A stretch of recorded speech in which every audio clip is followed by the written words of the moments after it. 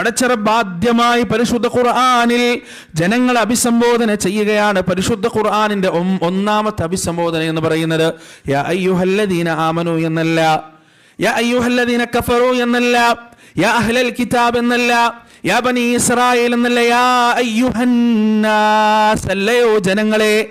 എന്തിനു വേണ്ടിയാണ് പടച്ചറബ് ആ രീതിയിൽ വിളിച്ചത്? ഇനി പറയാൻ പോകുന്ന കാര്യങ്ങൾ വിശ്വാസികൾക്ക് മാത്രമുള്ളതല്ല, സത്യനിഷേധികൾക്ക് വേണ്ടി മാത്രമുള്ള മുന്നറിയിപ്പല്ല, വേദക്കാർക്ക് വേണ്ടി മാത്രമല്ല, ബനൂ ഇസ്രായേലുകൾക്ക് വേണ്ടി മാത്രമല്ല, മുസ്ലിങ്ങൾക്ക് വേണ്ടി മാത്രമുള്ളതല്ല. ഇനി പറയാൻ പോകുന്ന കാര്യങ്ങൾ പ്രിയപ്പെട്ടവരെ, ലോകത്ത് മുസ്ലിമും ക്രിസ്ത്യനും ജൈനനും സിഖും ജൂതനും നാസ്തികനും ആസ്തികനും കറുത്തവനും വെളുത്തവനുമായി ജീവിക്കുന്ന സകലമാന മനുഷ്യർക്കും വേണ്ടിയുള്ള മെസ്സേജാണ്, സന്ദേശമാണ് ഈ ആയത്തിന്റെ അടുത്ത ഭാഗത്തിലൂടെ അല്ലാഹു സുബ്ഹാനഹു വ തആല സംസാരിക്കാൻ പോകുന്നത്. അല്ലാഹ് പറയുകയാണ്, ഉഅ്ബുദൂ റബ്ബക്കും, നിങ്ങൾ നിങ്ങളുടെ രക്ഷിതാവിനെ ആരാധിക്കുക, നിങ്ങൾ നിങ്ങളുടെ റബ്ബിനെ മാത്രം ആരാധിക്കുക. മനുഷ്യരെ മുഴുവനും വിളിച്ചുകൊണ്ട് അള്ളാഹുവിന് പറയാനുള്ള ഒന്നാമത്തെ മെസ്സേജാണത്, ഒന്നാമത്തെ കാര്യമാണിത്. അള്ളാഹുവിനെ ആരാധിക്കുക എന്നത്, റബ്ബിന്റെ മുന്നിൽ മാത്രം ഇബാദത്ത് സമർപ്പിക്കുക എന്നതാണ് പരിശുദ്ധ ഖുർആനിന്റെ ഒന്നാമത്തെ മെസ്സേജ്. പ്രിയപ്പെട്ടവരെ, ഖുർആനിൽ എന്താണ് ഇബാദത്ത്, അതേത് രീതിയിലാണ് ചെയ്യേണ്ടതെന്നെല്ലാം വളരെ കൃത്യമായി അല്ലാഹു സുബ്ഹാനഹു വ തആല നമുക്ക് വിശദീകരിച്ചു തരുന്നുണ്ട്. ഹുനഫാഅ വയുഖീമുസ് സ്വലാത്ത വയുഅ്തുസ് സകാത്ത വദാലിക ദീനുൽ ഖയ്യിമ വമാ ഉമിറു ഇല്ലാ ലിയഅ്ബുദുല്ലാഹ മുഖ്ലിസീന ലഹുദ്ദീന ഹുനഫാഅ. അല്ലാഹു പറയുകയാണ്, അവരോട് കൽപ്പിക്കപ്പെടുന്നില്ല എന്തിനു വേണ്ടിയല്ലാതെ എന്നെ മാത്രം ആത്മാർത്ഥമായി കൊണ്ട് മുഖ്ലിസുകളായി കൊണ്ട് ഇഖ്ലാസോടുകൂടി എന്നെ മാത്രം ആരാധിക്കാനല്ലാതെ, എനിക്ക് വേണ്ടി മാത്രം ഇബാദത്ത് ചെയ്യാനല്ലാതെ അവരോട് കൽപ്പിക്കപ്പെടുന്നില്ല എന്ന് പടച്ചറബ് പരിശുദ്ധ ഖുർആനിൽ സൂറത്തുൽ ബയ്യിനയിലൂടെ നമുക്ക് വിശദീകരിച്ചു തരികയാണ്. പരിശുദ്ധ ഖുർആനിൽ അല്ലാഹു പറയുന്നു, വമാ ഖലഖതുൽ ജിന്ന വൽ ഇൻസ ഇല്ലാ ലിയഅ്ബുദൂൻ. ലോകത്ത് ഒരുപാട് ജീവിവർഗങ്ങളുണ്ട്, ഒരുപാട് മൃഗങ്ങളുണ്ട്, പക്ഷികളുണ്ട്, പറവകളുണ്ട്, മത്സ്യങ്ങളുണ്ട്, പ്രാണികളുണ്ട്, ഇഴജന്തുക്കളുണ്ട്, സൂക്ഷ്മജീവികളുണ്ട്, പലതരത്തിലുള്ള ജീവജാലങ്ങളുണ്ട്. എന്നാൽ ഈ ജീവജാലങ്ങളിൽ നിന്നെല്ലാം വ്യത്യസ്തമായി മനുഷ്യനെ അള്ളാഹു സൃഷ്ടിച്ചതെന്തിനു വേണ്ടിയാണ്? ജിന്നുവർഗത്തെ അള്ളാഹു സൃഷ്ടിച്ചതെന്തിനു വേണ്ടിയാണ്? വമാ ഖലഖതുൽ ജിന്ന വൽ ഇൻസ ഇല്ലാ ലിയഅ്ബുദൂൻ. എന്നെ ആരാധിക്കാൻ വേണ്ടിയല്ലാതെ, എനിക്ക് സുജൂദ് ചെയ്യാൻ വേണ്ടിയല്ലാതെ, എനിക്ക് റുകൂ ചെയ്യാൻ വേണ്ടിയല്ലാതെ മനുഷ്യരെയും ജിന്നുകളെയും ഞാൻ പടച്ചിട്ടില്ല എന്ന് പടച്ചറബ് പരിശുദ്ധ ഖുർആനിൽ വളരെ വ്യക്തമായി നമുക്ക് പറഞ്ഞു തരികയാണ്. അതുകൊണ്ട് പ്രിയപ്പെട്ടവരെ, നമ്മുടെ സൃഷ്ടിപ്പിന്റെ പ്രഥമമായ ലക്ഷ്യം എന്ന് പറയുന്നത് അള്ളാഹുവിനെ ഇബാദത്ത് ചെയ്യുക എന്നതാണ്, അള്ളാഹുവിന് ആരാധന ചെയ്യുക എന്നതാണ്. ആ ആരാധനയുടെ ഏറ്റവും അടിസ്ഥാനപ്പെട്ട രൂപമേതാണ്?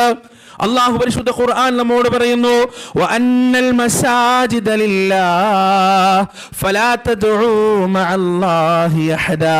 നിശ്ചയം പള്ളികൾ അല്ലാഹുവിനുള്ളതാണ്, സുജൂദ് ചെയ്യുന്ന സ്ഥാനങ്ങൾ റബ്ബിനുള്ളതാണ്. ഫലാ തദ്ഉ മഅല്ലാഹി അഹദാ. അതുകൊണ്ട് അല്ലാഹുവിനെ കൂടാതെ ആ സ്ഥാനങ്ങളിൽ നിന്നോ ഭൂമിയിൽ എവിടെ വെച്ചോ നിങ്ങൾ റബ്ബിനെ കൂടാതെ മറ്റൊരാളോട്, മറ്റൊരു വ്യക്തിയോട്, ശക്തിയോട് പ്രാർത്ഥന നടത്തരുത്, ദുആ നടത്തരുത്. ഇതല്ലാഹു അല്ലാഹുവിന്റെ കൃത്യമായ മുന്നറിയിപ്പാണ്. പരിശുദ്ധ ഖുർആൻ ഒന്നാമതായി തരുന്ന ഏറ്റവും വലിയ സന്ദേശം ഇതാണ് പ്രിയപ്പെട്ടവരെ. വമൻ അദല്ലു മിമ്മൻ യദൂ മിൻ ദൂനില്ലാഹി മൻ ലാ യസ്തജീബു ലഹു ഇലാ യൗമിൽ ഖിയാമ വഹും അൻ ദുആഇഹിം ഗാഫിലൂൻ. ആരാണ് വഴിപിഴച്ചവൻ? ഒരുത്തന്റെയും അപ്പുറം ഒരുത്തനെ പോലെ വഴിവെച്ചവൻ മറ്റാരാണുള്ളത്? അവന്റെ പ്രത്യേകത എന്താണ്? ഖിയാമത്ത് നാൾ വരെ അവന് ഉത്തരം നൽകാൻ കഴിയാത്ത, ഗാഫിലുകളായ, അശ്രദ്ധരായ, കാണാത്ത, കേൾക്കാത്ത, അറിയാത്ത, കഴിവില്ലാത്ത ഒരു വിഭാഗം ആളുകളെ അല്ലാഹുവിന് പുറമെ അവരതാ വിളിച്ചു തേടുകയാണ്, പ്രാർത്ഥിക്കുകയാണ്. അവരെക്കാൾ അധപ്പതിച്ചു പോയവർ ലോകത്ത് മറ്റാരാണുള്ളത് എന്ന് പരിശുദ്ധ ഖുർആൻ അല്ലാഹു സുബ്ഹാനഹു വ തആല നമ്മോട് പറയുകയാണ്. അതുകൊണ്ട് പ്രിയപ്പെട്ടവരെ, ആരാധനയുടെ ഒന്നാമത്തെ വിഷയമായ അദ്ദുആ തേട്ടമെന്ന് പറയുന്നതാണ് അതാണ് ആരാധനയെന്ന് അള്ളാന്റെ റസൂൽ പഠിപ്പിച്ചു തന്ന ദുആ ഉണ്ടല്ലോ, ആ തേട്ടമുണ്ടല്ലോ, ആ അർത്ഥനയുണ്ടല്ലോ, ആ സഹായ തേട്ടമുണ്ടല്ലോ, അത് അല്ലാഹു അല്ലാതെ മറ്റൊരാളോട് നടത്തിയാൽ ശിർക്കാണ് എന്ന നിലപാട്. അത് അല്ലാഹു അല്ലാതെ മറ്റൊരാളോട് തേടിക്കഴിഞ്ഞാൽ അത് ദലാലത്താണ്, അത് നരകത്തിലേക്കുള്ള വഴിയാണ് എന്ന കൃത്യമായ ആദർശത്തിന്റെ മനസ്സിലാക്കലാണ് ഒന്നാമതായി നമ്മുടെ ജീവിതത്തിൽ ഉണ്ടാകേണ്ടത്.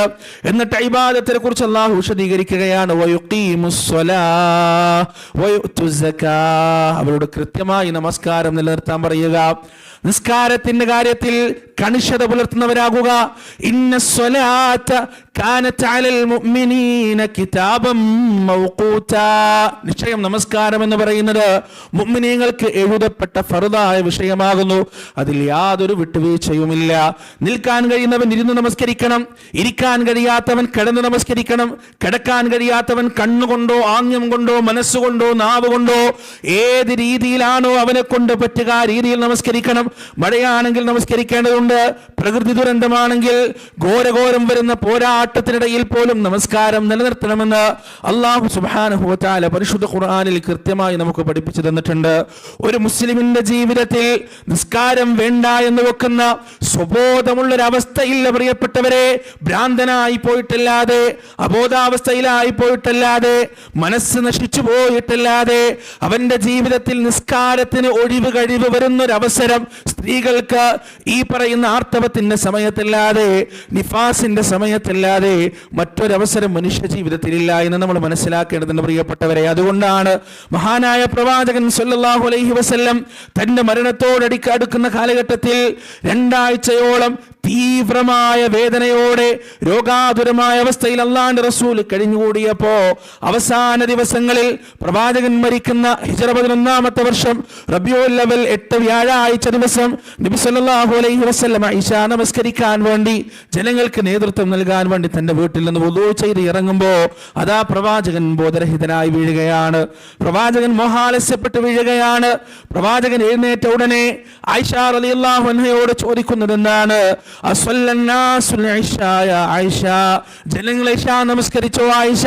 ജനങ്ങൾ ഇശാ നമസ്കാരം നിർവഹിച്ചോ എന്നാണ് നബി സല്ലല്ലാഹു അലൈഹി വസല്ലം ബോധം വന്ന ഉടനെ ചോദിക്കുന്നത്.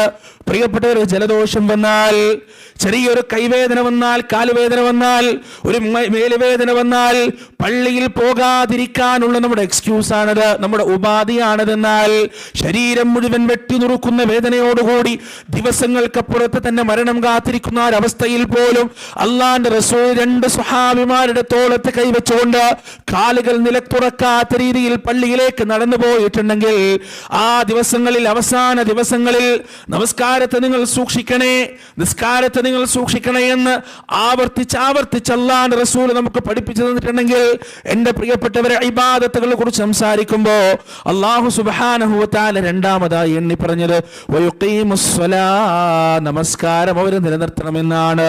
നിസ്കാരത്തിന്റെ വിഷയത്തിൽ ഒരു വിട്ടുവീഴ്ചയുമില്ല പ്രിയപ്പെട്ടവരെ.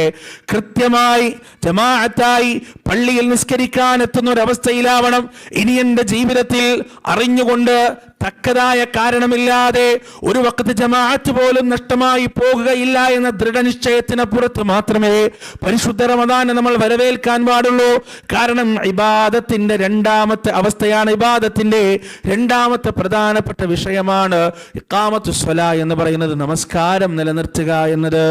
അല്ലാഹു സുബ്ഹാനഹു വ തആല ആദ്യമായി മനുഷ്യരോട് പറയുന്ന എന്താണ്? ഉഅ്ബുദു റബ്ബക്കും, നിങ്ങളുടെ രക്ഷിതാവായ അല്ലാഹുവിനെ മാത്രം നിങ്ങൾ ആരാധിക്കുക.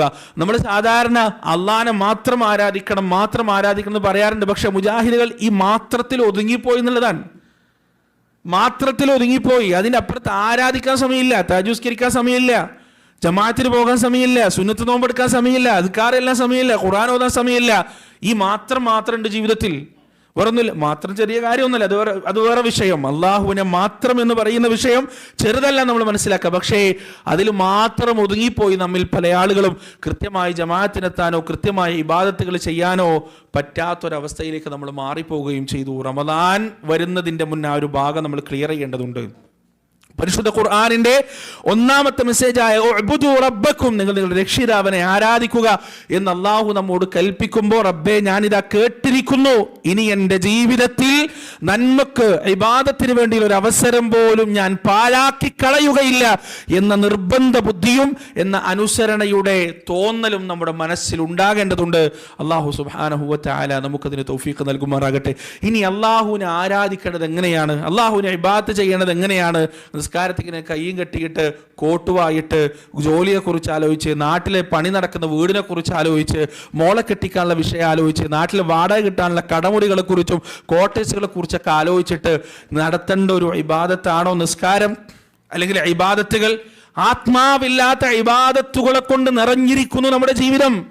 പക്ഷേ അള്ളാഹുവിനെ ആരാധിക്കണമെന്ന് ഖുർആൻ പറഞ്ഞിട്ട് അടുത്തത് പഠിച്ചോൻ പറഞ്ഞെന്താ അറിയോ?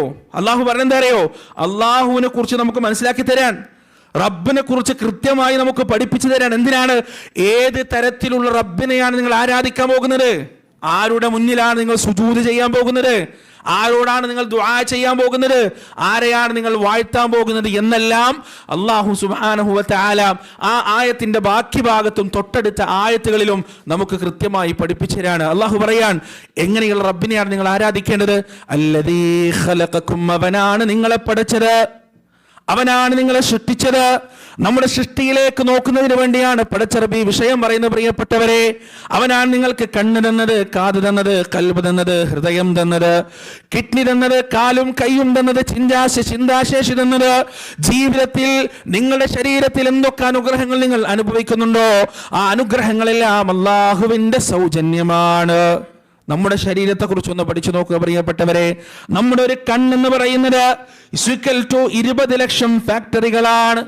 20 ലക്ഷം ഫാക്ടറികളിൽ നടക്കുന്ന പ്രവർത്തനങ്ങൾ മനുഷ്യന്റെ ഒരു കണ്ണിൽ നടക്കുന്നുണ്ട് എന്നാണ് പഠനം പറയുന്നത്. ഒരു കണ്ണിലാണത്. 2 കണ്ണുകളും കൂടി 40 ലക്ഷം ഫാക്ടറികളാണ്. അത്രമാത്രം സങ്കീർണമായ, അത്രമാത്രം വിപുലമായ, അത്രമാത്രം വിദഗ്ധമായ അവയവങ്ങളാണ് മനുഷ്യന്റെ ഓരോ ശരീരവുമെന്ന് പഠനം തെളിയിച്ചു കൊണ്ടിരിക്കുന്ന കാലഘട്ടത്തിലാണ് നമ്മൾ ജീവിക്കുന്നത് പ്രിയപ്പെട്ടവരെ.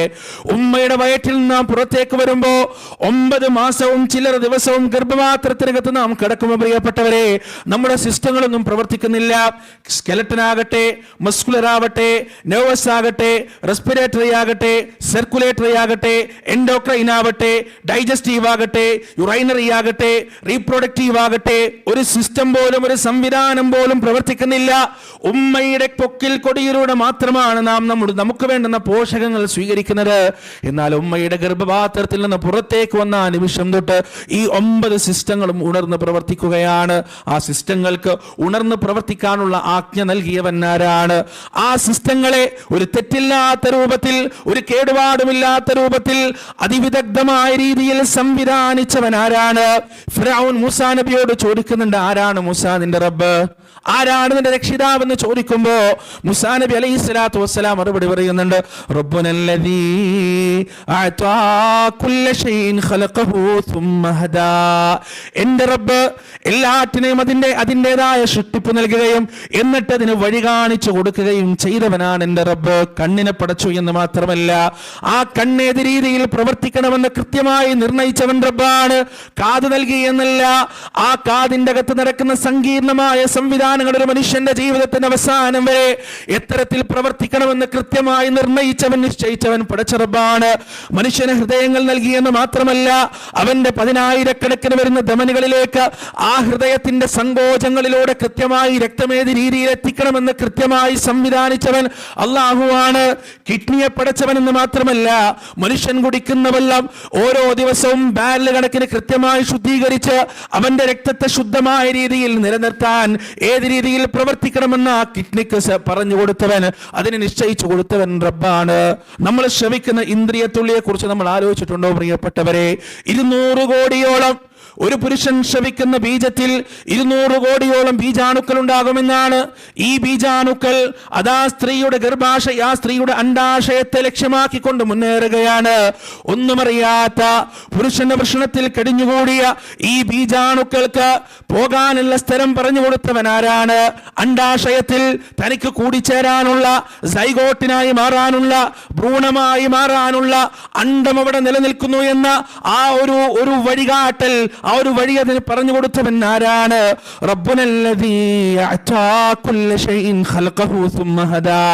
ലോകത്തുള്ള സകല ജീവജാലങ്ങൾക്കും അതിന്റെ സൃഷ്ടിപ്പും പ്രകൃതവും നൽകുകയും എന്നിട്ട് അതിന് വഴി കാണിച്ചു കൊടുക്കുകയും ചെയ്തവനാണ് എന്റെ റബ്ബ് എന്ന് മൂസാ നബി അലൈഹിസ്സലാത്തു വസ്സലാം പറയുമ്പോ അള്ളാഹു പരിശുദ്ധ ഖുർആനിൽ തരുന്ന ഒന്നാമത്തെ സന്ദേശത്തിന് ഉപോത്ബലകമായി പറഞ്ഞു തരുന്ന വിഷയം അതാണ്. അല്ലദീ ഖലഖക്കും, നിങ്ങളെ പടച്ചവനവനാണ്. കാത് തന്ന, കണ്ണ് തന്ന, കൈ തന്ന, കാല് തന്ന, കരൾ തന്ന, കിഡ്നി തന്ന, ചിന്താശേഷി തന്ന, ഈ ആകാരവടിവും കായബലവും തന്ന, ഈ ശരീരം തന്ന, ആത്മാവ് തന്ന, എല്ലാം നൽകിയ നിങ്ങളുടെ റബ്ബുണ്ടല്ലോ, ആ റബ്ബിനെയാണ് നിങ്ങൾ ആരാധിക്കേണ്ടത്. വല്ലദീന മിൻ ഖബ്ലിക്കും ലഅല്ലക്കും തത്തഖൂൻ, നിങ്ങളെ മാത്രമല്ല നിങ്ങളുടെ മുൻഗാമികളായ നിങ്ങളുടെ പൂർവികരെ അവരെയും പഠിച്ചത്, അവരെയും സൃഷ്ടിച്ചു പരിപാലിച്ചത്, അവർക്ക് വേണ്ടതെല്ലാം നൽകിയത്, എന്നിട്ട് അവരുടെ ബീജതന്തുവിലൂടെ ഈ ദുനിയാവിൽ നിങ്ങളെ വ്യാപിപ്പിക്കുകയും ചെയ്തവൻ ലോകത്തിന്റെ രക്ഷിതാവായ അല്ലാഹു മാത്രമാണ്. ലഅല്ലക്കും തത്തഖൂൻ, അങ്ങനെ അവനെ മാത്രം ആരാധിക്കുന്നതിലൂടെ നിങ്ങൾ സൂക്ഷ്മാനുക്കളായ പരിശുദ്ധി നേടിയ ആളുകളായി മാറിയേക്കാം. എന്നിട്ട് വീണ്ടും അല്ലാഹു വിശദീകരിക്കുകയാണ്. അല്ലദീ, എങ്ങനെയുള്ളവനാണവൻ? ജഅലലക്കുമുൽ അർദ ഫിറാശാ, അവനാണ് ഈ ഭൂമിയെ നിങ്ങൾക്ക് വേണ്ടി മെത്തയാക്കി തന്നവൻ, അവനാണ് ഈ ഭൂമിയെ നിങ്ങൾക്ക് വേണ്ടി വിധാനിച്ചു തന്നവനെന്ന് അല്ലാഹു സുബ്ഹാനഹു വ തആല പറയുമ്പോൾ പരിശുദ്ധ ഖുർആന്റെ ഈ ആയത്തുകൾ വളരെ നിസ്സംഗതയോടുകൂടിയാണ് നമ്മൾ കേൾക്കാറുള്ളത്, വളരെ അലസമായിട്ടാണ് നമ്മൾ ഈ ആയത്തുകൾ കേൾക്കാറുള്ളത്. എന്നാൽ ഈ ആയത്തുകളിൽ വലിയൊരു ദൃഷ്ടാന്തമുണ്ട് പ്രിയപ്പെട്ടവരെ, വലിയൊരു അത്ഭുതം അള്ളാഹു ഈ ഭൂമിയെ കുറിച്ച് സംസാരിച്ചു വെച്ച ആയത്തുകളിൽ ഒളിപ്പിച്ചു വെച്ചിട്ടുണ്ട്. എന്താണത്? 6-ാം നൂറ്റാണ്ടിൽ ജീവിക്കുന്ന നിരക്ഷരനായ ഒരു മനുഷ്യന്റെ നാവിലൂടെ ലോകം പരിചയപ്പെട്ട പരിശുദ്ധ ഖുർആൻ, ആ മനുഷ്യൻ ഒരിക്കലും പറയാൻ സാധിക്കാത്ത, ആ മനുഷ്യൻ എന്നല്ല, ആ കാലഘട്ടത്തിൽ ഏറ്റവും ഉന്നതമായ ശാസ്ത്രീയ വിദ്യാഭ്യാസം നേടിയ ഒരാൾക്ക് പോലും പറയാൻ സാധിക്കാത്ത ഗോളശാസ്ത്രത്തെ കുറിച്ച്, ഈ പ്രപഞ്ചത്തെ കുറിച്ചുള്ള വലിയൊരു സത്യം പരിശുദ്ധ ഖുർആൻ ഈ ആയത്തിൽ ഒളിപ്പിച്ചു വെച്ചിട്ടുണ്ട്. നമ്മൾ എത്രയോ സ്ഥലങ്ങളിൽ വായിക്കുന്നതാണ്. അലം നജഅലിൽ അർദ മിഹാദ, ഭൂമിയെ ഞാൻ നിങ്ങൾക്ക് തൊട്ടിലാക്കി തന്നില്ലേ? അല്ലദീ ജഅല ലക്കുമുൽ അർദ ഫിറാശ, ഭൂമിയെ ഞാൻ നിങ്ങൾക്ക് മെത്തയാക്കി തന്നില്ലേ? ഈ ആയത്തുകൾ എടുത്തിട്ട് യുക്തിയില്ലാവാദികൾ അതിനെ കളിയാക്കലും പരിഹസിക്കലും ഒക്കെ ഉണ്ട്. പക്ഷെ നമ്മൾ ആലോചിച്ച് നോക്ക്, ഈ ഭൂമി അള്ളാഹു ഇങ്ങനെ എടുത്തെടുത്ത് പറയുന്നത് എന്തിനാണ്? അഥവാ മുഹമ്മദ് നബി സല്ലല്ലാഹു അലൈഹി വസല്ലമ അദ്ദേഹത്തിന്റെ വകയായിട്ട് പറഞ്ഞതാണ് ഈ പരിശുദ്ധ ഖുർആനെങ്കിൽ ഈ ആയത്തുകൾ അതിൽ ഉണ്ടാവില്ല, ഈ ആയത്തുകൾ അതിൽ ഉണ്ടാവില്ല. കാരണം നബിയെ സംബന്ധിച്ചിടത്തോളം ഈ ജീവജാലങ്ങളും ഈ പർവ്വതവും ഈ കടലും ഈ പറയുന്ന സംവിധാനങ്ങൾ അത് ഭൂമി മാത്രമാണ്. ആ കാലഘട്ടത്തിൽ അത്രയോ അവർ കണ്ടെത്തിയിട്ടുള്ളവർക്ക് അറിയാനും സാധിച്ചുള്ളൂ, അതിനപ്പുറത്തേക്കൊന്നുമില്ല. അതുകൊണ്ട് ഈ ഭൂമിയിൽ ഇങ്ങനെ ഒരു സംവിധാനം ഉണ്ടാക്കി, ഭൂമിയിൽ ഇങ്ങനെ സവിശേഷത ഉണ്ടാക്കി എന്ന് എടുത്തു പറയേണ്ട ആവശ്യം റസൂലില്ലല്ലോ. പക്ഷേ ഈ ആയത്തുകൾ, ഈ വചനങ്ങൾ ലോകത്തിന്റെ രക്ഷിതാവായ പ്രപഞ്ച സൃഷ്ടാവിൻ്റെതാണ് എന്നുള്ളത് കൊണ്ട് ഭൂമിയെ എടുത്തെടുത്തു പറഞ്ഞു. ഏതുപോലെ നിങ്ങൾക്ക് മനസ്സിലാക്കാൻ ഞാൻ എളുപ്പത്തിൽ ഒരു ഉദാഹരണം പറയാം. അള്ളാഹു പരിശുദ്ധ ഖുർആൻ പറയുന്നുണ്ട്, വലഖദ് കറംനാ ബനി ആദം വഹമൽനാഹും ഫിൽ ബർരി വൽ ബഹർ വറസഖ്നാഹും മിനത് ത്വയ്യിബാത്ത്. ആദമിന്റെ സന്തതികളെ ഞാൻ ബഹുമാനിക്കുകയും ആദരിക്കുകയും ചെയ്തിട്ടുണ്ട്. എങ്ങനെയൊക്കെ ആദരിച്ചിട്ടുണ്ട്? വഹമൽനാഹും ഫിൽ ബർരി വൽ ബഹർ, കടലിലും കരയിലും നാം അവരെ ചുമന്നിട്ടുണ്ട്. കടലിലും കരയിലും അവർ സഞ്ചാരം ഉറപ്പിച്ചിട്ടുണ്ട്, കച്ചവടം ചെയ്തിട്ടുണ്ട്, ജീവിതം നടത്തിയിട്ടുണ്ട്. വറസഖ്നാഹും മിനത് ത്വയ്യിബാത്ത്, ഞാൻ അവർക്ക് നല്ല ഭക്ഷണം നൽകിയിട്ടുമുണ്ട്. ഇത് അള്ളാഹു പറയുമ്പോൾ ഈ ആയത്തിന്റെ അപ്പുറത്ത് ഒരു മറുധ്വനിയുണ്ട്. എന്താണത്?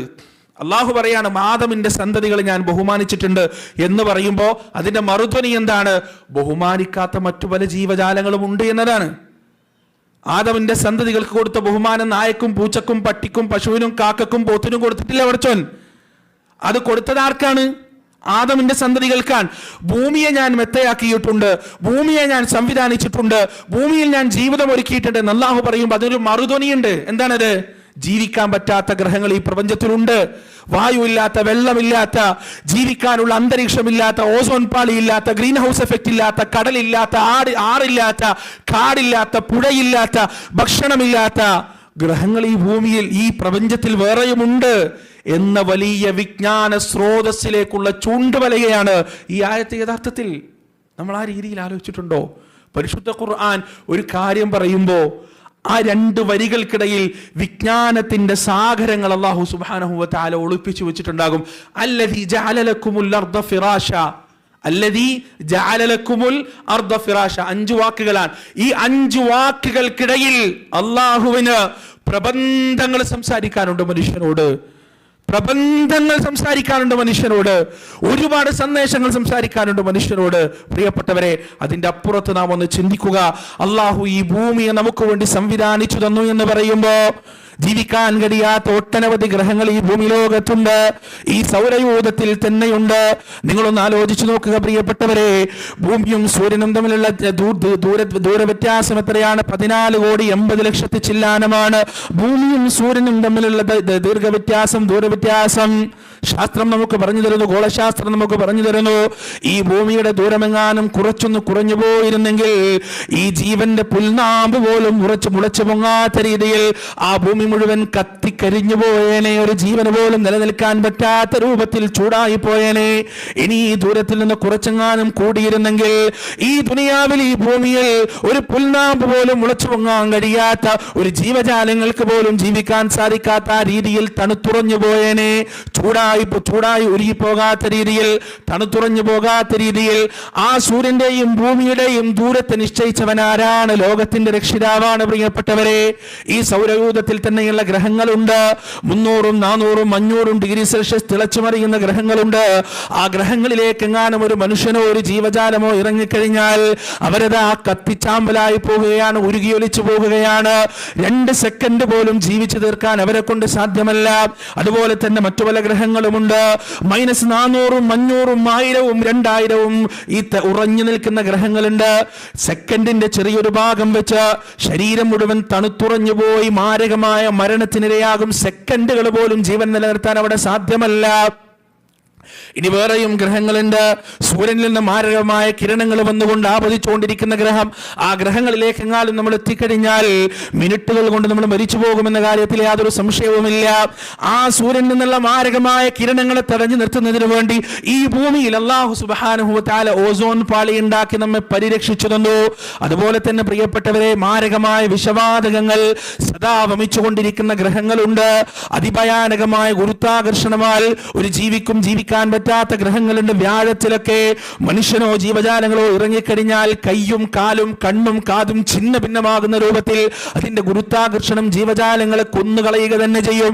ഈ ഗ്രഹങ്ങൾക്കിടയിലെല്ലാം ഈ പറയുന്ന 10,000-കണക്കിന് കോടിക്കണക്കിന് ഗാലക്സികളിൽ ഈ പറയുന്ന ഗ്രഹങ്ങളിൽ നിന്നെല്ലാം വ്യത്യസ്തമായി ഈ ഭൂമി അല്ലാഹു വിധാനിച്ചു എന്നാണ് റബ്ബ് പറയുന്നത്. അല്ലദീ ജഅല ലക്കുമുൽ അർദ ഫിറാശാ, ഈ ഭൂമിയെ നിങ്ങൾക്ക് വേണ്ടി വിധാനിച്ചു തന്നത് അവനാണെന്ന് അല്ലാഹു പറയുമ്പോ അവൻ അതിന്റെ അപ്പുറത്ത് ചോദിക്കുന്ന ഒരു ചോദ്യമുണ്ട്. സൗരയൂഥത്തെ നിങ്ങൾ കാണുന്നില്ലേ? ക്ഷീരപഥത്തെ നിങ്ങൾ കാണുന്നില്ലേ? അതിന്റെയും അപ്പുറത്തുള്ള കോടാനുകോടി വരുന്ന ഗാലക്സികൾ നിങ്ങൾ കാണുന്നില്ലേ? മനുഷ്യന് ഒരു ദിവസം പോയിട്ട് ഒരു സെക്കൻഡ് പോലും ജീവിക്കാൻ കഴിയാത്ത എത്ര ഗ്രഹങ്ങളാണുള്ളത്. ആ ഗ്രഹങ്ങളിൽ നിന്നെല്ലാം വ്യത്യസ്തമായി ഭൂമിയെ ജീവിക്കാൻ ഉതകുന്ന രീതിയിൽ അല്ലാഹു നിങ്ങൾക്ക് സംവിധാനിച്ചു തന്നിട്ടുണ്ട്. ആ റബ്ബിനെയാണ് നിങ്ങൾ ആരാധിക്കേണ്ടത്, ആ രക്ഷിതാവിനെയാണ് നിങ്ങൾ ആരാധിക്കേണ്ടത്.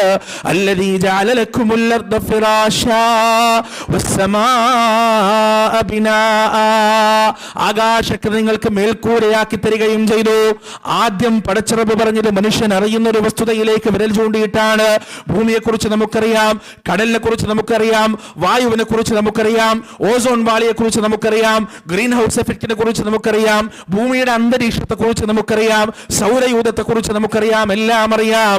അതിന്റെ തൊട്ടടുത്ത് അല്ലാഹു പറയുന്നത് മനുഷ്യന്റെ ഗവേഷണങ്ങൾക്ക് കണ്ടെത്താൻ സാധിക്കാത്ത ഒരു എൻറ്റിറ്റിയെ കുറിച്ചാണ്, ഒരു യാഥാർത്ഥ്യത്തെ കുറിച്ചാണ്. ഏതാണത്?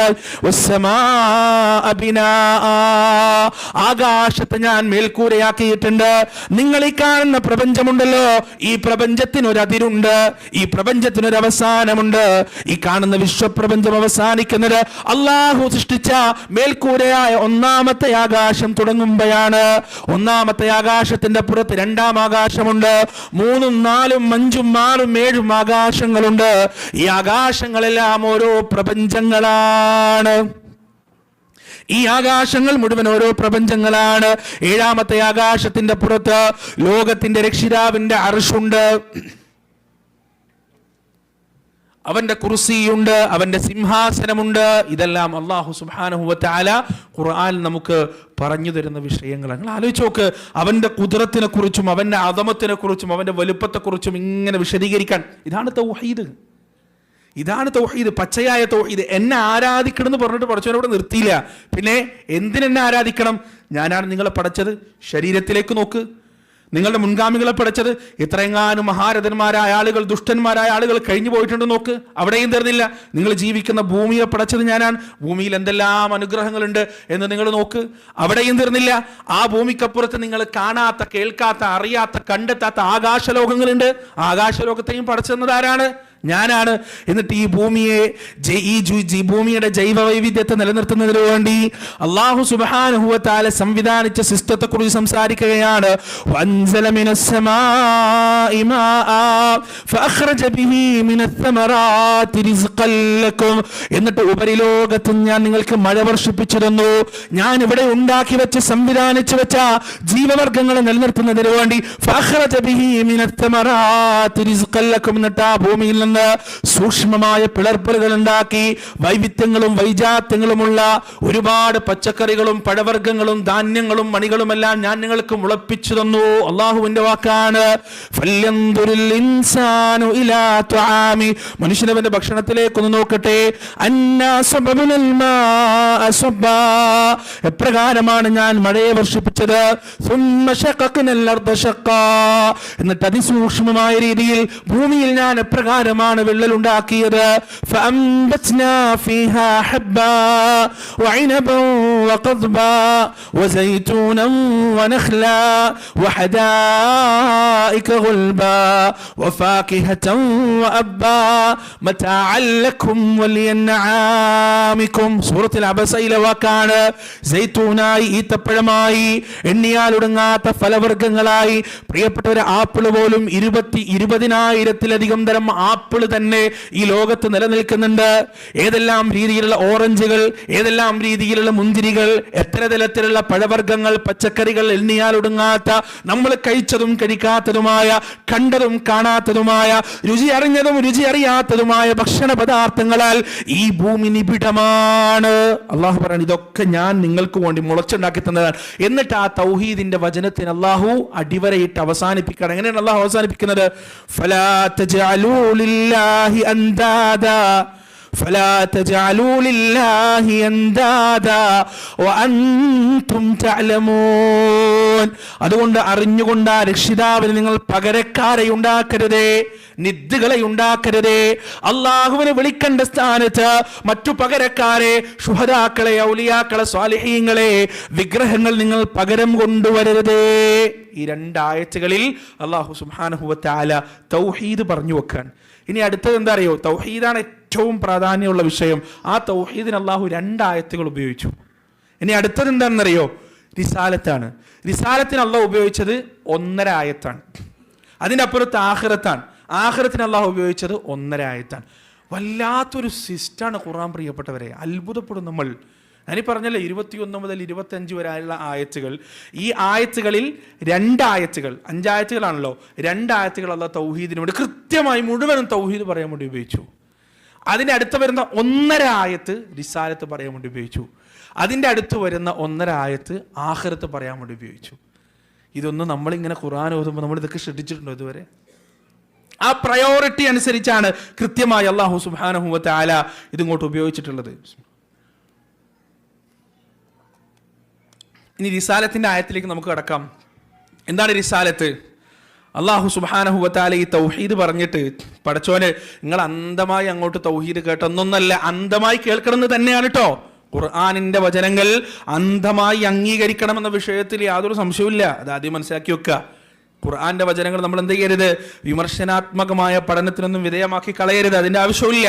പിന്നെ നമ്മൾ ചെയ്യേണ്ടത്, അതിൻ്റെ അടുത്ത് സംശയാലുക്കളായ ആളുകൾക്ക് അല്ലാഹു സുബ്ഹാനഹു വ തആല റിസാലത്തിന്റെ വലിയ ഒരു തെളിവ്, വലിയ ഒരു അത്ഭുതം, വലിയൊരു ദൃഷ്ടാന്തം അടുത്തതായി അല്ലാഹു സുബ്ഹാനഹു വ തആല പറയാൻ. അടുത്ത ആയത്ത് ഏതാണ്?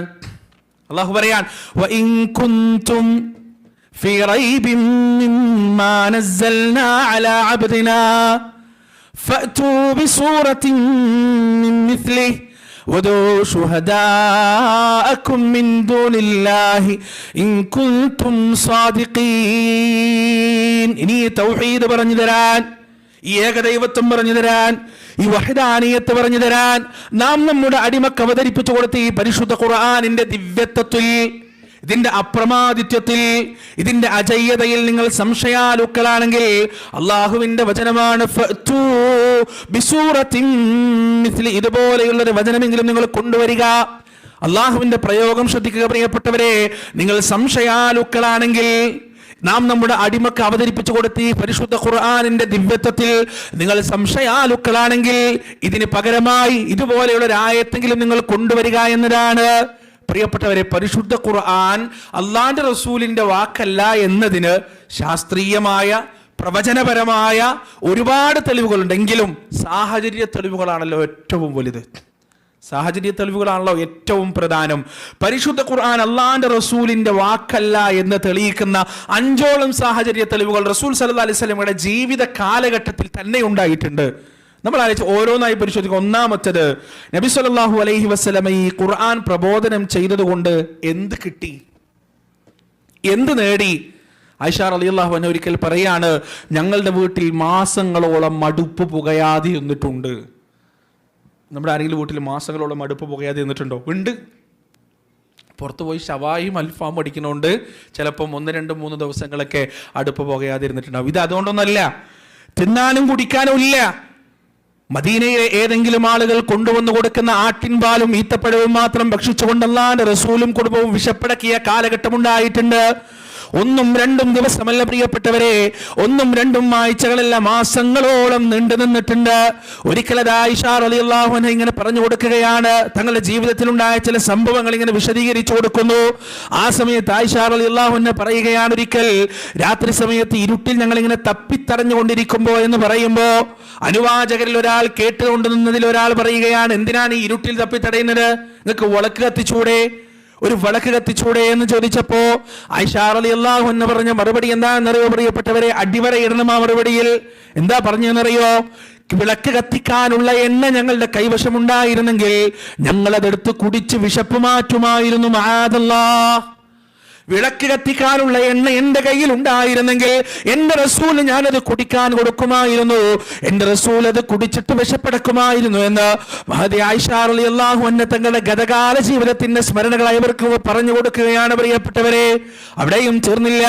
ഒരിക്കലതാ ഉമർ ഇബ്നുൽ ഖത്താബ് റളിയല്ലാഹു അൻഹു പ്രവാചകന്റെ വീട്ടിലേക്ക് വന്നപ്പോ അവിടെ കാണാൻ സാധിച്ചതെന്താണ്? പ്രവാചകന്റെ മുറിയിൽ ശൂന്യമായി കിടക്കുകയാണ്. ഈത്തപ്പഴങ്ങളില്ല, ധാന്യങ്ങളില്ല, ഗോതമ്പില്ല, ദീനാറോ ദിർഹമോ ഇല്ല. അവിടെ കാണാൻ സാധിച്ചത് ഊറക്കിട്ട ഏതാനും തോൽപാത്രങ്ങൾ മാത്രമാണ്. അതുപോലെ തന്നെ ഒരു പലയോലയുടെ വിരിപ്പ് മാത്രമാണ്. ഉമർ റളിയല്ലാഹു അൻഹു ഇങ്ങനെ കരയാൻ തുടങ്ങിയെന്നാണ്. ആ സമയം അല്ലാഹുവിന്റെ റസൂൽ ചോദിക്കുന്നു, ഉമറേ, നിന്നെ കരയിക്കുന്നത് എന്താണ്? എന്തിനു വേണ്ടിയാണ് നീ കരയുന്നത്? ഉമർ റളിയല്ലാഹു അൻഹു തിരിച്ചു പറയുകയാണ്, കിസ്റായും സീസറും ഈ ലോകത്തിലുള്ള സകലമായ അനുഗ്രഹങ്ങളും അനുഭവിച്ചുകൊണ്ട് മണിമേടകളിൽ മാദകത്തിലുമുകൾ കൊട്ട് ഉല്ലസിച്ച് രസിച്ച് ആനന്ദിച്ച് ജീവിക്കുമ്പോ ഇരു ലോകങ്ങൾക്കും അനുഗ്രഹമായി അള്ളാഹു അവതരിപ്പിച്ച് അങ്ങിതായി പനയോല പായൽ കിടന്നുറങ്ങുകയാണ്.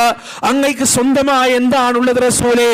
ഈ ദുനിയാവിലെ ജീവിതത്തിന്റെ ഏതെങ്കിലും സുഖങ്ങൾ ഈ അടുത്ത കാലത്ത് അങ്ങ് അനുഭവിച്ചിട്ടുണ്ടോ എന്ന് പറഞ്ഞപ്പോ അള്ളാഹുവിന്റെ റസൂല് തിരുത്തി കൊടുക്കുകയാണ്, വൽ ആഖിറതു ഖൈറുൻ വഅബ്ഖാ, വൽ ആഖിറതു ഖൈറുൻ വഅബ്ഖാ. ഉമറേ, ഈ ജീവിതം നമുക്കുള്ളതല്ല, ഈ ദുനിയാവും നമുക്കുള്ളതല്ല, നമ്മെ കാത്തിരിക്കുന്നത് ആഖിറമാണ്, പരലോകമാണ് എന്ന് തിരുത്തി കൊടുത്ത മഹാനായ റസൂൽ കരീം സല്ലല്ലാഹു അലൈഹി വസല്ലം അവിടുന്ന് വിയോഗത്തിന്റെ സമയത്ത് അന്ത്യയാത്ര നടത്തുമ്പോ ആ വീട്ടിലുണ്ടായിരുന്നത് 30 സ്വാ ഗോതമ്പിന് വേണ്ടി, ആ 30 സ്വാ ഗോതമ്പ് വിശപ്പടക്കുന്നതിന് വേണ്ടി ഒരു ജൂതന്റെ വീട്ടിൽ തന്റെ പ്രിയപ്പെട്ട പടയങ്കി പണയം വെച്ച രീതിയിലാണ് റസൂലുള്ളാഹി സ്വല്ലല്ലാഹു അലൈഹി വസല്ലം മരണപ്പെടുന്നത്. അതുകൊണ്ട് ഈ മരണപ്പെടുന്ന സമയം 23 കൊല്ലം ഈ ഖുർആൻ പറഞ്ഞു കൊടുത്തിട്ട് അവസാനം മരിച്ചു പോണത് എങ്ങനെയാണ്? ഒരു നേരത്തെ വിശപ്പടക്കുന്നതിന് വേണ്ടി പ്രിയപ്പെട്ട പടയങ്കി ജൂതന്റെ വീട്ടിൽ പണയത്തിലാണ്. തലേ ദിവസം വിളക്ക് കത്തിക്കുന്നതിന് വേണ്ടി ആയിഷ റളിയല്ലാഹു അൻഹ അയൽവാസിയുടെ വീട്ടിലേക്ക് എണ്ണക്ക് കടം ചോദിക്കാൻ, വായ്പ ചോദിക്കാൻ പോകുന്ന അവസ്ഥയിലാണ് റസൂലുള്ളാഹി സ്വല്ലല്ലാഹു അലൈഹി വസല്ലം ഈ ലോകത്ത് നിന്ന് വിട പറഞ്ഞു പോകുന്നത്. ഈ ഖുർആൻ എന്റേതാണ്. ഖുർആൻ കൊണ്ട് അള്ളാഹുവിന്റെ റസൂലിന് എന്തെങ്കിലും ദുനിയാവ് നേടാനാണെങ്കിൽ 23 കൊല്ലക്കാലം ഈ ദാരിദ്ര്യം അനുഭവിക്കേണ്ട കാര്യമുണ്ടോ പ്രിയപ്പെട്ടവരെ? 1, 2 കൊല്ലമാ. ഇതിപ്പോ ഇതിനെ കൊണ്ട് വ്യാഴ്ചയൊന്നും നടക്കണില്ല, പോട്ടെ, ഞാൻ ഒന്നും പറയണില്ല എന്ന് പറഞ്ഞ് അവസാനിപ്പിച്ചാ പോരെ? മാത്രമല്ല, ഈ ഖുർആന്റെ ദഅവത്ത് നടന്നുകൊണ്ടിരിക്കുന്ന കാലത്താണ് അബൂ താലിബിന്റെ അടുത്ത് വന്നിട്ട് മക്കാ മുശ്രിക്കുകൾ പറയുന്നത്, എത്ര പൈസ വേണം, എത്ര പൈസ വേണം പറഞ്ഞാൽ മതി, ഞങ്ങൾ തരും.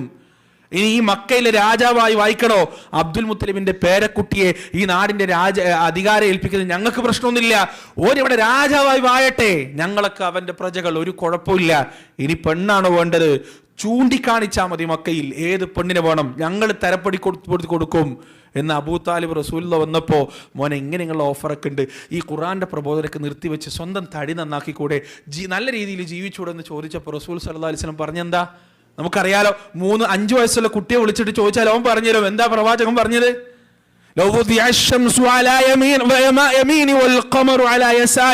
എന്റെ വലത് കൈയിലേക്ക് സൂര്യനെയും ഇടത് കൈയിലേക്ക് ചന്ദ്രനെയും വെച്ച് തന്നിട്ട് യുദ്ധമത്തിൽ നിന്ന് പിന്മാറാൻ എന്നോട് പറഞ്ഞാൽ നടക്കില്ല എന്നാ പറഞ്ഞത്. അടിയുറച്ച് പറഞ്ഞത്. പ്രിയപ്പെട്ടവരെ, അള്ളാന്റെ റസൂലിന് പണത്തിന് വേണ്ടിയിട്ടാണ്, ജീവിത സുഖത്തിന് വേണ്ടിയിട്ടാണ് ഈ പരിശുദ്ധ ഖുർആനുമായി വന്നതെങ്കിൽ, ഈ ഓഫറുമായി മക്കാ മുശ്രിക്കുകൾ വന്ന അന്ന് തന്നെ ഖുർആനെ വലിച്ചെറിഞ്ഞുകൊണ്ട്, പ്രിയപ്പെട്ടവരെ, ആ ഓഫർ സ്വീകരിക്കാമായിരുന്നാൽ പ്രവാചകൻ അത് ചെയ്തില്ല. കാരണം അള്ളാന്റെ റസൂലിന്റെ വാക്കല്ലേത്, അള്ളാഹുവിന്റെ റസൂലിന്റെ വചനങ്ങളെ അല്ലാതെ. ഒന്നാമത്തെ സാഹചര്യ തെളിവതാണ്. ഇനി രണ്ടാമത്തെ സാഹചര്യ തെളിവ് എന്താണെന്നറിയോ പ്രിയപ്പെട്ടവരെ? മഹാനായ പ്രവാചകൻ സല്ലല്ലാഹു അലൈഹി വസല്ലമയുടെ സത്യസന്ധതയെ കുറിച്ച് ശത്രുക്കൾക്ക് പോലും സംശയമുണ്ടായിരുന്നില്ല. 40-ാമത്തെ വയസ്സിൽ 63 വയസ്സ് വരെയാണ് അള്ളാന്റെ റസൂൽ ജീവിച്ചത്. 40-ാമത്തെ വയസ്സിലാണ് അള്ളാന്റെ റസൂൽ ദഅവത്ത് തുടങ്ങുന്നത്. നുബുവത്ത് കിട്ടിയിട്ട് 1-2 കൊല്ലം കഴിഞ്ഞിട്ടാണ് പ്രിയപ്പെട്ടവരെ പരസ്യ പ്രബോധനത്തിന് വേണ്ടിയുള്ള ആജ്ഞ ലഭിക്കുന്നത്. അങ്ങയുടെ അടുത്ത കുടുംബക്കാർക്ക് മുന്നറിയിപ്പ് നൽകുക എന്ന് അള്ളാഹുവിന്റെ വചനം ഏറ്റെടുത്തുകൊണ്ട് സഫാ കുന്നിന്റെ മുകളിൽ കയറുന്ന അള്ളാന്റെ റസൂൽ തന്റെ ക്രെഡിബിലിറ്റി ടെസ്റ്റ് ചെയ്തൊരു രംഗമുണ്ട്. നബി സല്ലല്ലാഹു അലൈഹി വസല്ലമ തന്റെ സത്യസന്ധതയിൽ ജനങ്ങൾക്ക് ഉറപ്പുണ്ടോ എന്ന സ്വന്തം ക്രെഡിബിലിറ്റി പരീക്ഷിച്ചു നോക്കുന്ന ഒരു രംഗമുണ്ട്. ഏതാണ് ആ രംഗം? അള്ളാഹുവിന്റെ റസൂലിന്റെ വാക്കുകൾ നമ്മൾ എത്ര തവണ കേട്ടതാണ്. പ്രവാചകൻ ചോദിക്കുകയാണ്, ആദ്യം ചോദ്യമാണ്. തന്റെ സന്ദേശം പറയുന്നതിന് മുന്നേ ഒരു ചോദ്യമാണ്. എന്താണത്? ഈ മലക്കപ്പുറത്ത് നിന്ന് സഫാ കുന്നിന്റെ മറുഭാഗത്ത് നിന്ന് ഒരു സൈന്യം നിങ്ങൾ ആക്രമിക്കാൻ സജ്ജമായി വരുന്നുണ്ടെന്ന് ഞാൻ പറഞ്ഞാൽ നിങ്ങൾ വിശ്വസിക്കുമോ? അള്ളാഹുവിന്റെ റസൂലിന്റെ ചോദ്യമാണ്. ഈ ചോദ്യം എന്തിനു വേണ്ടിയാണ്? തന്റെ അനുവാചകരായ പ്രബോധിതരുടെ നാവിൽ നിന്ന് തന്നെ തന്റെ സത്യസന്ധതയ്ക്ക് വേണ്ടിയുള്ള സാക്ഷ്യം പുറത്തു വരിക്കുന്നതിന് വേണ്ടിയിട്ടാണ്, അത് കേൾക്കുന്നതിന് വേണ്ടിയിട്ടാണ്. അവരൊന്നടങ്കം പറഞ്ഞു, മുഹമ്മദേ, അബ്ദുള്ളയുടെ മകൻ മുഹമ്മദേ, നീ ചതിച്ചതായി ഞങ്ങൾക്കറിയില്ല, കളവ് പറഞ്ഞതായി ഞങ്ങൾക്കറിയില്ല, വഞ്ചന നടത്തിയതായി ഞങ്ങൾക്കറിയില്ല, വാക്കുലംഘനം നടത്തിയതായി ഞങ്ങൾക്കറിയില്ല. പ്രിയപ്പെട്ടവർ, അവിടെ വെച്ചാണ് അള്ളാഹുവിന്റെ റസൂൽ പരസ്യമായി തൗഹീദ് പറയാൻ തുടങ്ങുന്നത്. ഇന്ന് നമുക്ക് ഒരു സാമാന്യ ബുദ്ധി കൊണ്ട് ചിന്തിച്ചാൽ മതി. സ്വന്തം വിഷയത്തിൽ, ദുനിയാവിന്റെ വിഷയത്തിൽ ഒരു കളവ് പോലും പറയാത്ത മനുഷ്യൻ, ഒരു ചതി പോലും നടത്താത്ത മനുഷ്യൻ, ആ മനുഷ്യൻ എങ്ങനെയാണ് ലോകത്തിന്റെ രക്ഷിതാവിനെ കുറിച്ച് കളവ് പറയുക? ലോകത്തിന്റെ റബ്ബിനെ കുറിച്ച് ഇല്ലാത്തത് പറയുക? ഞാനൊരു പ്രവാചകനാണെന്ന് കളവ് പറയുക. രണ്ടാമത്തെ സാഹചര്യ തെളിവതാണ്. മൂന്നാമത്തെ സാഹചര്യ തെളിവ് എന്താണെന്നറിയോ പ്രിയപ്പെട്ടവരെ? അള്ളാന്റെ റസൂലെങ്ങാനും ഈ ഖുർആൻ പടച്ചോന്റേതല്ല എന്റേതാണെന്ന് പറഞ്ഞിട്ടുണ്ടായിരുന്നെങ്കിൽ നിസ്തുലമായ സാഹിത്യമാണ് പരിശുദ്ധ ഖുർആൻ, ബഹുമാനിക്കപ്പെടുമായിരുന്നു. മനസ്സിലായോ നിങ്ങൾക്ക്? അള്ളാഹുവിന്റെ റസൂലെങ്ങാനും ഈ ഖുർആൻ എന്റേതല്ല, എന്റേതാണ്, എന്റെ സൃഷ്ടിയാണ്, എന്റെ രചനയാണെന്ന് പറഞ്ഞിട്ടുണ്ടെങ്കിൽ ഖുറൈശികളെ കഅബാലയത്തിൽ ഖുർആനിന്റെ വചനങ്ങൾ കെട്ടിത്തൂക്കുമായിരുന്നു. അള്ളാന്റെ റസൂലിനെ ആദരിക്കുമായിരുന്നു, ബഹുമാനിക്കുമായിരുന്നു. കാരണം എന്താണ്? കഅബാലയത്തിന്റെ ചുറ്റിലും ഇംറുൽ ഖൈസിന്റെ അടക്കമുള്ള കവിതകൾ കെട്ടിത്തൂക്കിയിട്ടുണ്ട്. ഓരോ ഗോത്രക്കാരും തങ്ങളുടെ ഗോത്രക്കാർ എഴുതി വെച്ച കവിതകളെ പറഞ്ഞുകൊണ്ട് ഊറ്റം കൊള്ളാറുണ്ട്. ഖുർആൻ കടന്നു വന്നപ്പോ ആ കവിതകളെല്ലാം അപ്രസക്തമാകുകയാണ്. സൂര്യപ്രകാശത്തിന്റെ മുന്നിൽ മെഴുകുതിരിവട്ടം അപ്രസക്തമായി പോകുന്നത് പോലെ പരിശുദ്ധ ഖുർആനിന്റെ അനർഘളമായ സാഹിത്യത്തിന്റെ മുന്നിൽ അപ്രസക്തമായി പോകുന്ന, അപ്രഭമായി പോകുന്ന മക്കയിലെ സാഹിത്യങ്ങളെയാണ് പിന്നീട് നമ്മൾ കാണുന്നത്. അള്ളാന്റെ റസൂലെങ്ങാനും ഈ സാഹിത്യം എന്റെ സൃഷ്ടിയാണ്, ഈ നിസ്തുലമായ സാഹിത്യം എന്റെ രചനയാണെന്ന് പറഞ്ഞിരുന്നെങ്കിൽ പ്രിയപ്പെട്ടവരെ, ആ പ്രവാചകൻ അങ്ങേയറ്റം ബഹുമാനിക്കപ്പെടുമായിരുന്നു, ആദരിക്കപ്പെടുമായിരുന്നു. അവിടെ ആ പ്രവാചകൻ തിരസ്കരിക്കപ്പെടുമായിരുന്നില്ല. പക്ഷെ അങ്ങനെ പറയാൻ വഴിയുണ്ടോ? ഒരു നിവൃത്തിയുമില്ലല്ലോ. ഇൻ ഹുവ ഇല്ലാ വഹ്യു യൂഹാ. സ്വന്തം ഇഷ്ടപ്രകാരം അദ്ദേഹം ഒരു വാക്ക് പോലും ഉരിയാടുന്നില്ല. അത് കൃത്യമായ വഹ്യ് കൊണ്ടല്ലാതെ, കൃത്യമായ ബോധനം കിട്ടിയിട്ടില്ലാതെ ഒരു വാക്ക് പോലും, ഒരു വചനം പോലും അദ്ദേഹം പറയുന്നില്ല എന്ന് പടച്ചറബ് പരിശുദ്ധ ഖുർആനിൽ വളരെ വ്യക്തമായി പറഞ്ഞു വെക്കുകയാണ്. മൂന്നാമത്തെ സാഹചര്യത്തിൽ അതായിരുന്നു പ്രിയപ്പെട്ടവരെ, അതാണ് അള്ളാഹുവിന്റെ റസൂലിന് വേണമെങ്കിൽ അത് അദ്ദേഹത്തിന്റെ ഭാഗത്തു നിന്നുള്ളതാണ്, അദ്ദേഹത്തിന്റെ വകയുള്ളതാണ് ഈ പരിശുദ്ധ ഖുർആനെങ്കിൽ അത് പറഞ്ഞാൽ മതിയായിരുന്നു. അദ്ദേഹത്തിന് രാജാവാക്കാൻ വരെ എന്ത് കൊടുക്കാനും മക്കയിലെ ഖുറൈശികൾ തയ്യാറാകുമായിരുന്നു. ഇനി നാലാമത്തെ സാഹചര്യത്തിൽ എന്താണെന്നറിയോ പ്രിയപ്പെട്ടവരെ, ഖുർആൻ എന്ന് പറയുന്നത് അള്ളാഹുവിന്റെ റസൂലിനെ വിഗ്രഹവൽക്കരിക്കാനുള്ള ഒന്നായിരുന്നില്ല. മറിച്ച് പരിശുദ്ധ ഖുർആനിന്റെ താളുകൾ പരിശോധിച്ചാൽ പ്രവാചകൻ സല്ലല്ലാഹു അലൈഹി വസല്ലമയെ വിമർശിക്കുന്ന വചനങ്ങൾ ആ ഖുർആനിൽ നമുക്ക് കാണാൻ കഴിയും.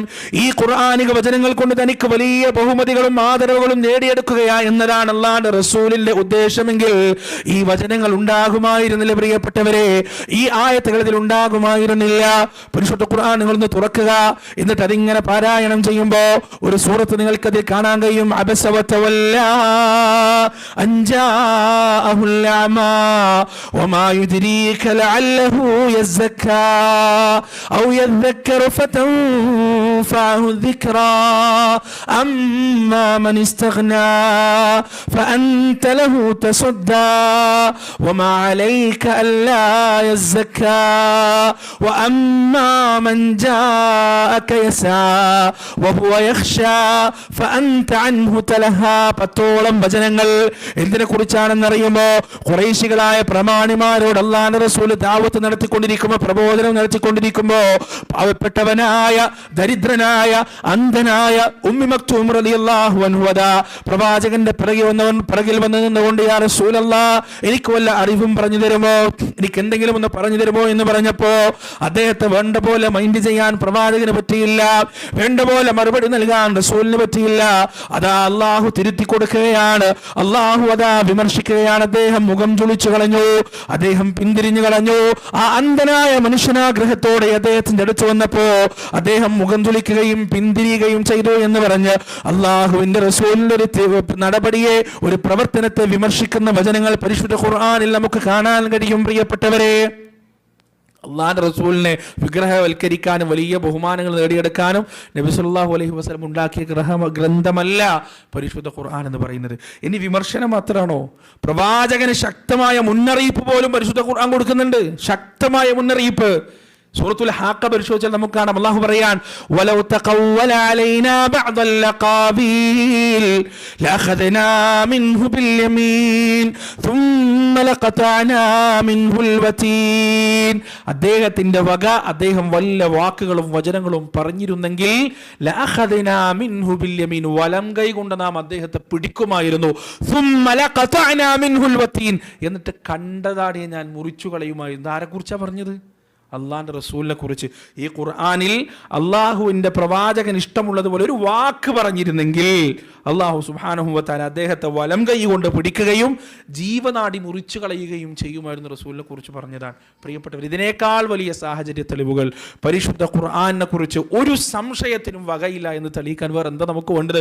അതുകൊണ്ടാണ് അള്ളാഹു ചോദിച്ചത്, ഇതെല്ലാം ഉണ്ടായിട്ടും വഇൻ കുൻതും ഫീ റൈബിൻ മിമ്മാ നസ്സൽനാ അലാ അബ്ദിനാ, ഈ ഗ്രന്ഥത്തെ കുറിച്ച് വീണ്ടും നിങ്ങൾ സംശയാലുക്കളാണെങ്കിൽ നിങ്ങൾക്ക് വേണ്ടിയുള്ള വെല്ലുവിളിയാണ്. നമുക്ക് വേണ്ടിയല്ല കേട്ടോ, ഇത് നമുക്ക് വേണ്ടിയല്ല, അവർക്ക് വേണ്ടി. ഈ സാഹചര്യ തെളിവുകൾ റസൂലിന്റെ സത്യസന്ധതയും അവിടുത്തെ സാഹചര്യങ്ങളും മുഴുവനും വെച്ചിട്ട് വീണ്ടും സംശയത്തിന്റെ രോഗം അവസാനിക്കാത്തവരെ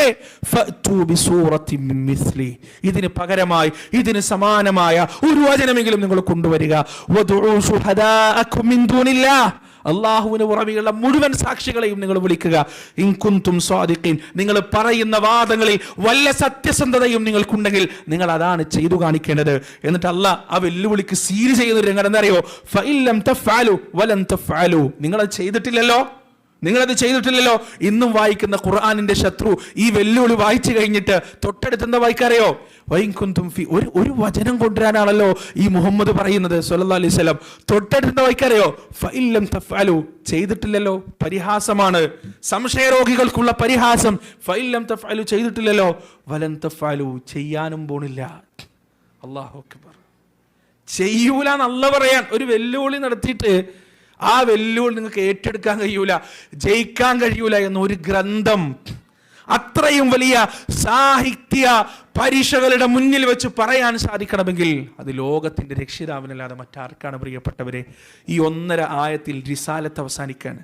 വൈൻ കുന്തും എന്ന് തുടങ്ങി ഫൈലം തഫ്അലു വലം തഫ്അലു എന്ന ഈ 1.5 ആയത്തിൽ റിസാലത്തിന്റെ മെസ്സേജ് അവസാനിക്കാൻ.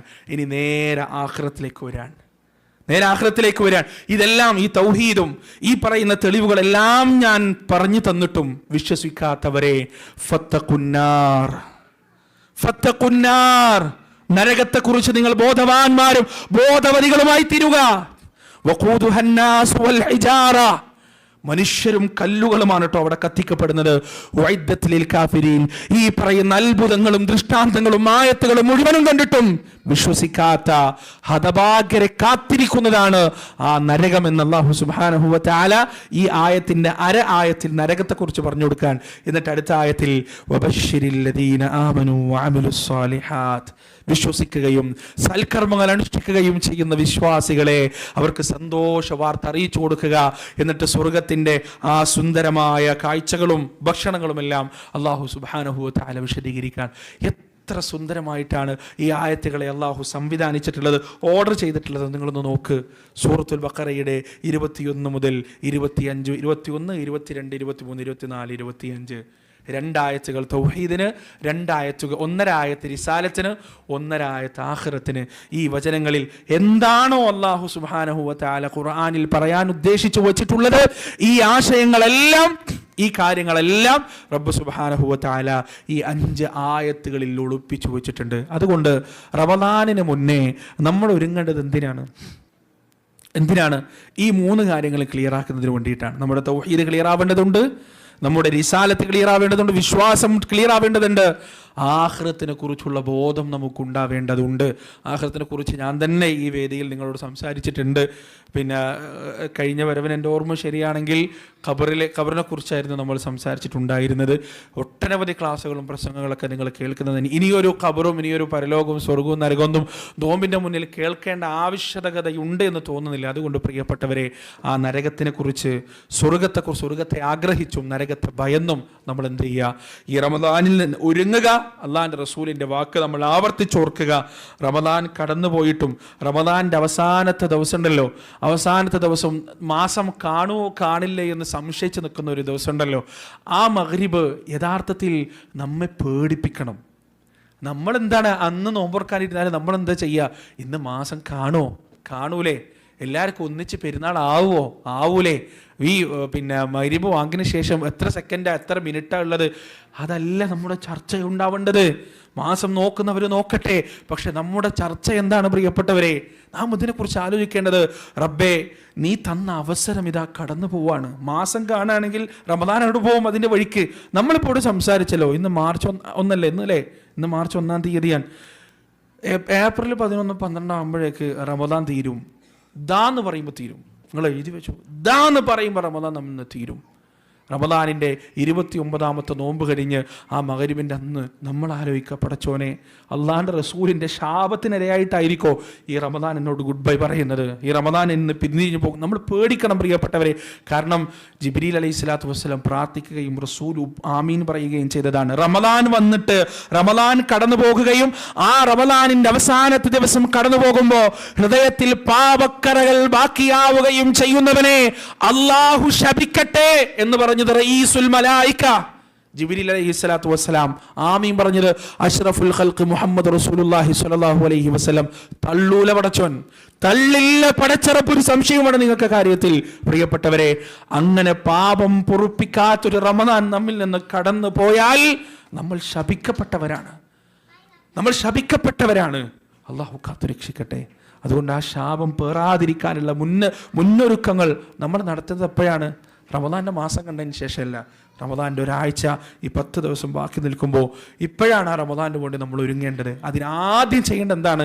പൊടി പിടിച്ച് നിൽക്കുന്ന ആ പരിശുദ്ധ ഖുർആൻ എടുത്തിട്ട് ആദ്യം ഒന്നൊന്ന് നെഞ്ചത്തോട് ചേർത്ത് വെക്കുക, വൈകാരികതയോടെ നെഞ്ചത്തോട് ചേർത്ത് വെക്കുക, എന്നിട്ട് തുറക്കുക, എന്നിട്ട് അത് ഓതാൻ തുടങ്ങുക, അതുമായി ബന്ധപ്പെടുക. അതുമായി ഇടപഴകുക, ആത്മബന്ധം സ്ഥാപിക്കാൻ ശ്രമിക്കുക. അല്ലാഹു സുബ്ഹാനഹു വ തആല ഈ റമദാനിനെ ഖുർആനിലേക്കുള്ള വഴിയാക്കി നമുക്ക് മാറ്റിത്തരുമാറാകട്ടെ. പ്രിയപ്പെട്ടവരെ, അതുപോലെ നമ്മുടെ ഏറ്റവും, ഞാൻ ഇപ്പോൾ നിർത്താണ്, പേടിക്കണ്ട, ഇനിയും ഒരുപാട് നീട്ടമൊന്നുമില്ല. നമ്മുടെ ഏറ്റവും വലിയ ബ്ലസ് എന്താണെന്ന് അറിയാം നിങ്ങൾക്ക്? നമുക്ക് കിട്ടിയ ഏറ്റവും വലിയ അനുഗ്രഹം എന്താണ്? എളുപ്പത്തിൽ നിങ്ങൾ മറുപടി പറയും. ആർക്കും മറുപടി വലിയ പ്രയാസം. എന്താണ് നമുക്ക് കിട്ടിയ ഏറ്റവും വലിയ അനുഗ്രഹം? റസൂലുള്ളാഹിന്റെ, നിങ്ങൾക്ക് മാത്രം, നിങ്ങളെക്കുറിച്ച് മാത്രമല്ല ഞാൻ പറഞ്ഞത്, മുസ്ലിമായി എന്നുള്ളതാണ്, ഹിദായത്ത് കിട്ടി എന്നുള്ളതാണ്. ഞാൻ വിചാരിച്ചു റസൂലുള്ളാഹിന്റെ നാട്ടിൽ ജീവിക്കാൻ കഴിഞ്ഞുള്ളതാണ്. അത് നിങ്ങൾക്ക് കിട്ടുന്നൊരു സ്പെഷ്യൽ ഭാഗ്യമാണത്, അതെല്ലാവർക്കും ഇല്ലല്ലോ. നമ്മൾ മുസ്ലിമായി നമുക്ക് ഹിദായത്ത് കിട്ടി എന്നുള്ളതാണ് നമുക്കുള്ള ഏറ്റവും വലിയ ഭാഗ്യം. നൂഹ് നബിൻ്റെ മോന് കിട്ടിയിട്ടില്ല, ഇബ്രാഹിം നബിൻ്റെ ഉപ്പാക്ക് കിട്ടിയിട്ടില്ല, നൂഹ് നബിൻ്റെ ഭാര്യ കിട്ടിയിട്ടില്ല, റസൂലിൻ്റെ പ്രിയപ്പെട്ട അങ്കിൾ അബൂ താലിബിന് പോലും കിട്ടിയിട്ടില്ല. വലിയ ഭാഗ്യമാണത്. അള്ളാഹ് തിരഞ്ഞെടുത്താണ്. നമ്മൾ പ്രത്യേകിച്ച് നമ്മുടെ ചൊറുക്ക് കണ്ടിട്ടോ തറവാട് കണ്ടിട്ടോ നമ്മുടെ വാപ്പാൻ്റെ ബാങ്ക് ബാലൻസ് കണ്ടിട്ടോ ഒന്നല്ല, അള്ളാഹ് തിരഞ്ഞെടുത്ത് തന്നതാണ്. ഇനി അടുത്തൊരു ചോദ്യം, ഈ ബ്ലസ് തന്നതുകൊണ്ട്, ഈ അനുഗ്രഹം കിട്ടിയതുകൊണ്ട് നമ്മുടെ ഏറ്റവും വലിയ ഉത്തരവാദിത്വം എന്താ പറയുക നിങ്ങൾക്ക്? എന്താണ്? നമുക്കൊരു വലിയ ഉത്തരവാദിത്വമുണ്ട്, വലിയൊരു ഉത്തരവാദിത്വം. ലോകത്ത് വന്ന 1.25 ലക്ഷത്തോളം അമ്പിയാക്കൾ എടുത്ത പണി എടുക്കേണ്ടവരാണ് ഈ ഇരിക്കുന്ന ഞാനും ഈ സ്റ്റേജിൽ ഇരിക്കുന്ന 2 ആളുകളും ഈ കേൾക്കുന്നവരെല്ലാം. അമ്പിയാക്കൾ എടുത്ത പണി പടച്ചു നമ്മളെ ഏൽപ്പിച്ചിട്ടുണ്ട്. അതെന്താണ്? ദാവത്താണ്, പ്രബോധനമാണ്. ആ പ്രബോധനത്തിലുള്ള എല്ലാ മാർഗങ്ങളും നമ്മൾ സ്വീകരിക്കേണ്ടതുണ്ട്. പ്രിയപ്പെട്ടവരെ, ഞാനിത് പറഞ്ഞത് ഈ പ്രബോധനത്തിൻ്റെ ആവശ്യാർത്ഥം, വെറും പ്രബോധനത്തിൻ്റെ ആവശ്യാർത്ഥം മാത്രം നാട്ടിൽ